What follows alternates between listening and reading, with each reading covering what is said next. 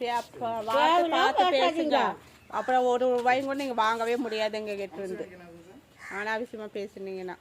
கல் மாதிரி உட்காந்துருக்குன்னு சொல்கிறீங்க, அந்த மாதிரி தப்பு தானே சார் நீங்கள் சொல்கிறது. நாங்கள் உங்களுக்கு பார்த்து கேட்பா ஒத்துக்குவீங்களா நீங்கள்? பேசுகிற விதம் ஒன்று இருக்குது, அது மாதிரி பேசுங்க. நீங்கள் உங்கள் காசு வேணும், நீங்கள் எப்படி வேணால் பேசுங்க, தந்துடுவாங்களா? செத்த போன மாதிரி பட்டு வாங்கி போங்க, சரிங்கிறீங்க. அதுக்குமே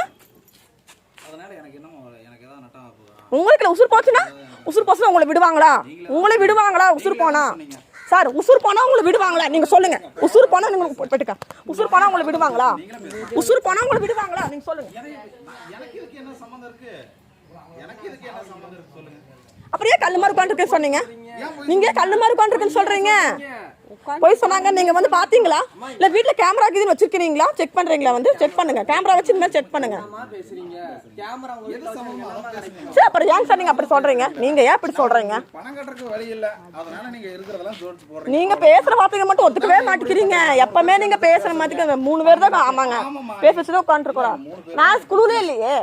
நீங்க குழுல இல்ல பேசாதீங்க விட்டுங்க. நீங்க எங்க அம்மா கல்லு மாதிரி உட்காந்துருக்கோம் சொன்னனால தான் நான் பேசுனேன். நீங்க குழுல இல்லீங்களா விட்டுருங்க. உங்களுக்கு இதுக்கு சம்பந்தமே கிடையாது. நீங்க வேலை பாருங்க, நான் வேலை பாருங்க. பேசுறது அப்புறம் எங்க அம்மா அப்படி பேசுனீங்க. பெத்த புள்ள உங்க புள்ளைய நான் உங்க மாதிரி சொன்னா உங்களுக்கு மனசு பதறமா பதறாதா சொல்லுங்க.